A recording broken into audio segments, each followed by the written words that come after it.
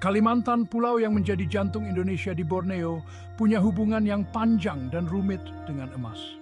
Logam mulia ini, yang terjalin erat dalam sejarah pulau ini, telah membentuk lanskapnya, ekonominya, dan struktur sosialnya.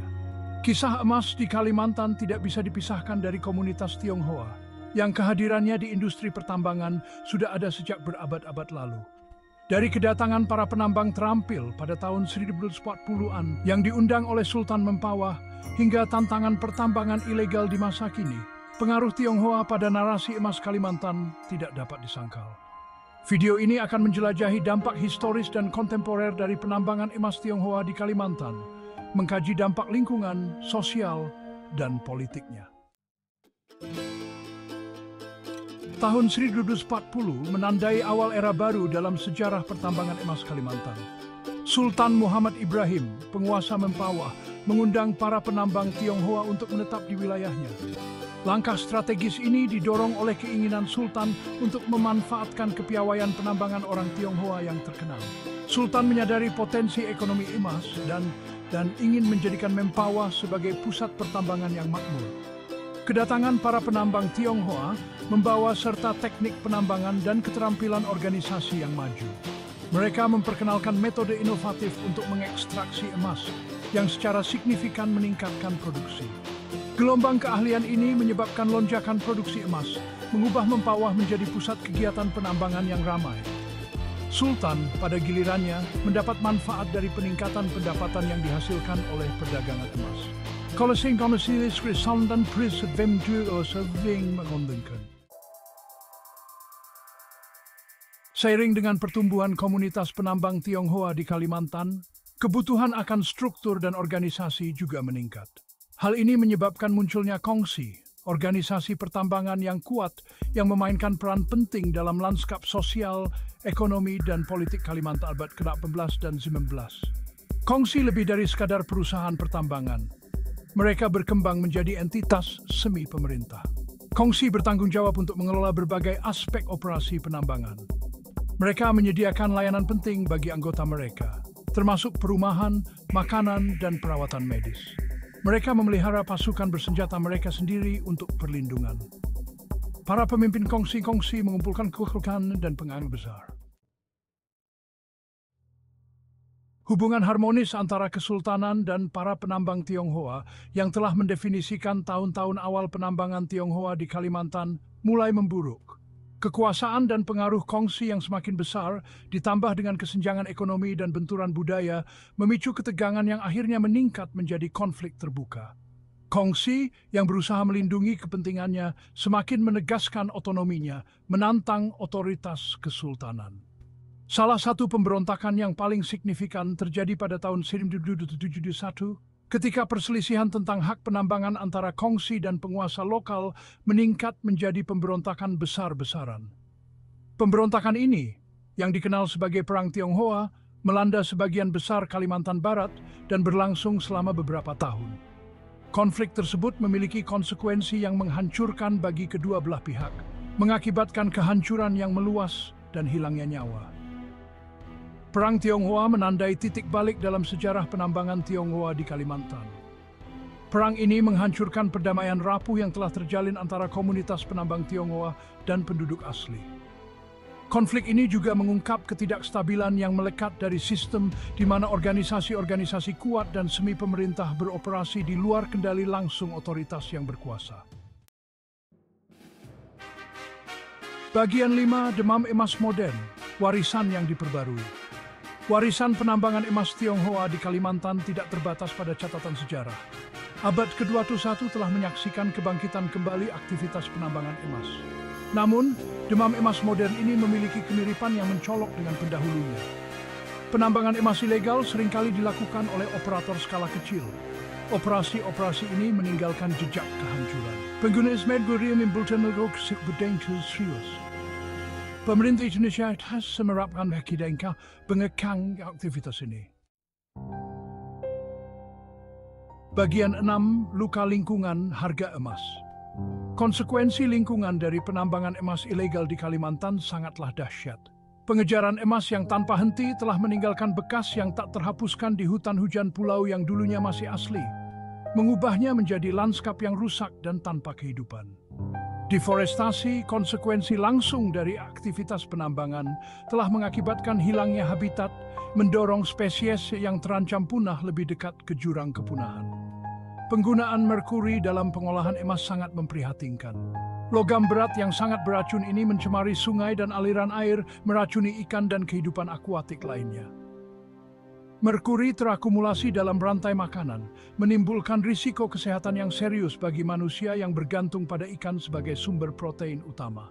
Efek jangka panjang dari keracunan merkuri termasuk kerusakan saraf, cacat lahir, dan gagal ginjal. Degradasi lingkungan yang disebabkan oleh penambangan emas ilegal melampaui area penambangan langsung. Limpasan sedimen dari operasi penambangan mencekik sungai dan aliran air, berdampak pada masyarakat dan ekosistem hilir. Sedimentasi ini mengganggu sistem irigasi, mengurangi kualitas air, dan meningkatkan risiko banjir. Luka lingkungan yang ditimbulkan oleh penambangan emas ilegal adalah mengingat yang nyata tentang biaya sebenarnya dari emas. Bagian 7, gangguan sosial mengurai jalinan Kalimantan. Jalinan sosial Kalimantan juga terurai di bawah beban penambangan emas ilegal. Gelombang pekerja migran yang tertarik ke wilayah tersebut oleh janji kekayaan cepat telah membebani sumber daya lokal dan memperburuk ketegangan sosial. Persaingan untuk mendapatkan sumber daya yang terbatas seperti tanah dan air telah memicu konflik antara komunitas migran dan penduduk asli. Kehadiran penambangan emas ilegal juga telah dikaitkan dengan peningkatan kejahatan dan kekerasan. Godaan uang mudah menarik unsur-unsur kriminal, berkontribusi pada iklim pelanggaran hukum dan ketidakamanan.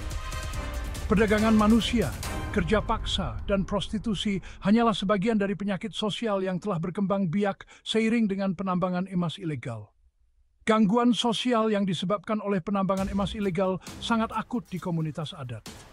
Komunitas-komunitas ini yang seringkali terpinggirkan dan kurang memiliki akses terhadap layanan dasar sangat rentan terhadap eksploitasi dan pelecehan. Hilangnya mata pencaharian tradisional seperti bertani dan menangkap ikan karena degradasi lingkungan semakin memperburuk keadaan mereka. Bagian 8. Pemerintah yang bergulat dengan emas antara penegakan hukum dan korupsi. Pemerintah Indonesia menghadapi perjuangan berat dalam upayanya untuk mengatur sektor pertambangan emas dan mengekang operasi ilegal. Skala masalah yang besar, ditambah dengan tantangan logistik, korupsi, dan kurangnya sumber daya, telah menghambat penegakan peraturan pertambangan yang efektif. Sementara pemerintah telah menerapkan berbagai kebijakan dan inisiatif yang bertujuan untuk mengatasi penambangan ilegal, dampaknya masih terbatas. Korupsi di dalam lembaga pemerintah dan penegak hukum merupakan hambatan utama dalam memerangi penambangan ilegal. Penyuapan dan pemerasan adalah hal yang biasa, memungkinkan operator ilegal untuk melanjutkan aktivitas mereka dengan impunitas. Budaya korupsi ini merusak aturan hukum dan mengikis kepercayaan publik terhadap lembaga pemerintah. Pemerintah Indonesia menyadari perlunya untuk mengatasi akar penyebab penambangan ilegal seperti kemiskinan, kurangnya peluang ekonomi, dan akses terbatas terhadap pendidikan dan perawatan kesehatan. Namun, kemajuan di bidang-bidang ini masih lambat dan godaan kekayaan cepat terus mendorong untuk terlibat dalam penambangan ilegal. Bagian 9, seruan global untuk bertindak menuju pertambangan berkelanjutan. Isu penambangan emas ilegal di Kalimantan bukan hanya masalah Indonesia. Ini adalah masalah global. Permintaan emas yang dipicu oleh konsumen di negara maju mendorong perdagangan emas global, melanggengkan siklus kehancuran. Meningkatkan kesadaran di kalangan konsumen tentang biaya sebenarnya dari emas sangat penting untuk mengurangi permintaan emas yang ditambang secara ilegal. Organisasi internasional seperti PBB dan Bank Dunia memainkan peran dalam mempromosikan praktik pertambangan yang bertanggung jawab dan memerangi penambangan ilegal. Organisasi-organisasi ini memberikan bantuan teknis dan dukungan keuangan kepada pemerintah, membantu mereka memperkuat kerangka peraturan dan kemampuan penegakan hukum mereka. Kampanye kesadaran konsumen dan inisiatif yang mempromosikan emas yang bersumber secara etis semakin mendapatkan momentum. Kampanye-kampanye ini mengedukasi konsumen tentang dampak sosial dan lingkungan dari penambangan emas dan mendorong mereka untuk menuntut transparansi dan akuntabilitas dari pengecer perhiasan. Bagian 10, mengamankan masa depan Kalimantan, tanggung jawab bersama.